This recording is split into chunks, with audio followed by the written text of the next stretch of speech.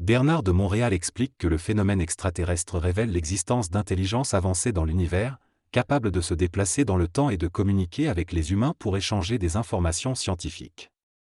Ces extraterrestres sont libres des émotions qui limitent l'intelligence humaine, ce qui leur permet de mener des activités scientifiques au-delà de notre compréhension. Ils évoluent dans des dimensions matérielles et énergétiques invisibles à l'œil humain. Est-ce de tous les êtres en évolution, il existe une énergie absolue qui dirige leur évolution de manière créative. L'homme, ne pouvant pas être en harmonie avec cette énergie absolue, ne peut pas comprendre pleinement le phénomène extraterrestre. Le concept de Dieu pour l'homme est une réalité subjective fondée sur l'émotivité, tandis que pour les extraterrestres, le phénomène de Dieu n'existe pas car leur intelligence fonctionne différemment. L'homme comprendra les extraterrestres lorsqu'il aura développé une fonction éthérique évolutive lui permettant de découvrir l'univers absolu. Dans cette interview, Benoît de Montréal explique que l'humanité doit un jour être capable de se déplacer avec un corps éthérique pour pouvoir rencontrer les extraterrestres sur un plan vibratoire et énergétique. Le corps éthérique est l'enveloppe de l'âme et permet à cette dernière de se manifester et d'être utilisée. C'est ce que l'on appelle le corps glorieux dans la religion chrétienne. Selon Benoît de Montréal, la résurrection des corps à la fin des temps fait référence à la construction du corps éthérique. Tant que l'homme ne pourra pas se servir de son corps éthérique, il sera totalement impuissant et dominé par la matière. Les extraterrestres, quant à eux, ont un corps éthérique conscient qui leur permet de manipuler l'énergie de leur âme par leur esprit, leur conférant ainsi des pouvoirs et des capacités supérieures. Les extraterrestres ne peuvent pas entretenir de relations ouvertes avec les hommes car ces derniers ne peuvent pas soutenir la vibration de ce contact en raison de leur émotivité et de leur animalité, ce qui les rend vulnérables à leur influence. Selon Bernard de Montréal, il est inévitable que l'humanité entre en contact un jour avec des êtres extraterrestres. Ce contact sera déterminant pour l'évolution de l'homme, car il sera confronté à une situation irréductible. L'homme devra être prêt à communiquer et à comprendre ces intelligences venues d'ailleurs, à connaître leurs motivations et les liens qui les unissent à l'humanité. Pour cela, il devra développer sa conscience éthérique, son corps éthérique, afin d'être capable de saisir ses forces créatives et de s'ouvrir à une communication universelle avec les extraterrestres. Cependant, il est important que cette relation ne soit pas de nature religieuse, car les extraterrestres ne souhaitent pas être vénérés comme des dieux. Cette nouvelle étape dans l'évolution humaine permettra également de réorganiser les relations politiques entre les différents mondes et civilisations. Enfin, Bernard de Montréal mentionne que ces événements sont en accord avec les enseignements ésotériques, mais il ne précise pas quand ils se produiront concrètement. Selon Bernard de Montréal, toute information ésotérique donnée à l'homme sert à son évolution spirituelle. Les événements cosmiques ne coïncident et ne correspondent que lorsque l'homme n'a plus d'émotion.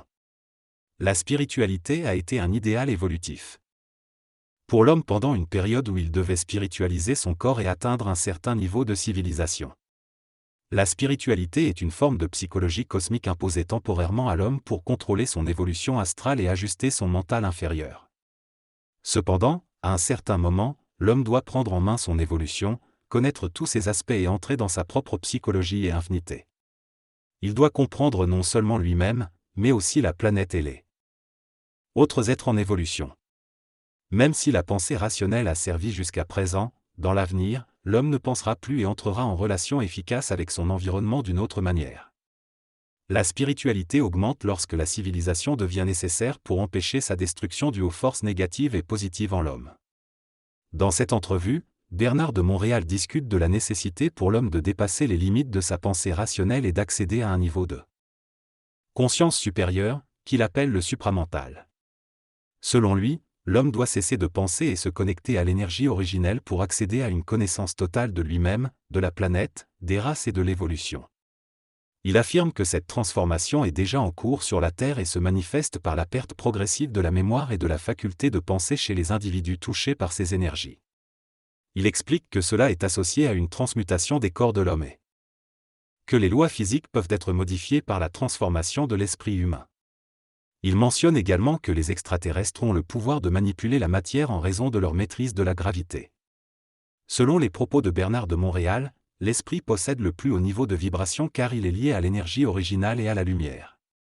Les lois de la physique et de la science sont sujettes à changement à mesure que la compréhension des causes extérieures à ces lois progresse.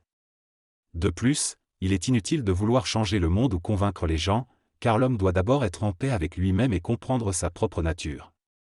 Bernard de Montréal considère que l'homme n'est pas encore véritablement homme tant qu'il ne se rend pas compte de sa place dans l'univers et de l'importance de la création au-delà de ses propres idées et croyances limitées. Quant à l'intervention des extraterrestres, elle sera limitée et se fera à petite échelle pour le moment, mais lorsque le contact se fera à l'échelle mondiale, ce sera la fin de la civilisation de l'homme. Pour cela, il faudrait que la Russie et les États-Unis soient en guerre au point de menacer la survie de la planète, ce qui donnerait aux extraterrestres le droit d'intervention. Cependant, ils ne peuvent pas interférer dans l'évolution d'une race, ils ne peuvent que communiquer et entrer en contact. Selon Bernard de Montréal, les extraterrestres sont conscients de ce qui se passe sur Terre en enregistrant tous les événements dans l'éther, un plan énergétique qui absorbe les événements matériels. Leur science repose sur l'organisation intelligente de la lumière sur le plan éthérique, qui leur permet de comprendre et d'assimiler les informations. Contrairement aux machines IBM utilisées par les humains, les extraterrestres n'ont pas besoin d'être programmés car ils se programment eux-mêmes en recevant des informations non modifiées par les émotions humaines grâce à l'enregistrement constant dans la conscience éthérique. L'interview aborde également la question du silence des autorités politiques, économiques et militaires concernant l'existence des extraterrestres.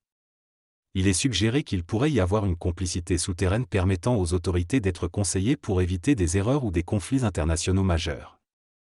Certains pensent que les extraterrestres pourraient avoir la capacité d'hypnotiser collectivement les humains et de les influencer à leur guise, ce qui expliquerait le silence entourant le sujet. Cependant, Bernard de Montréal souligne que la véritable nature de l'interaction entre les extraterrestres et l'humanité reste inconnue. Dans cette discussion, le concept de la complicité du silence est abordé.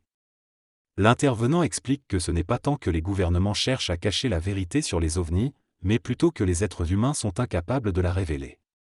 Cela est démontré par la réaction de raillerie des gens lorsque l'on parle des extraterrestres. Selon lui, c'est l'ensemble de l'humanité qui est complice du silence. Il estime qu'au lieu de blâmer les politiciens, il faut éduquer les masses sur le sujet afin que les gouvernements suivent leur direction. Il explique également qu'au Québec, la combinaison du génie technique américain et de la philosophie européenne fait que les Québécois sont ouverts aux découvertes et ne cherchent pas à être influencés rigoureusement par l'anglo-saxon.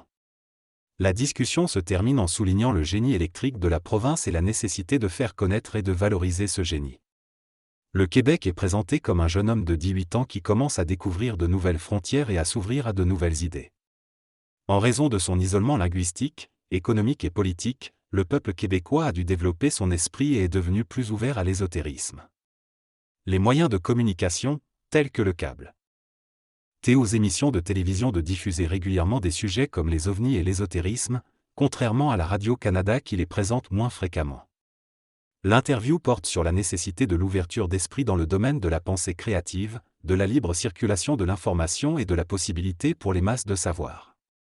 Bernard de Montréal, quant à lui, espère qu'il y a d'autres personnes dans le monde qui comprennent et peuvent communiquer des vérités plus profondes à l'humanité grâce à un état supramental.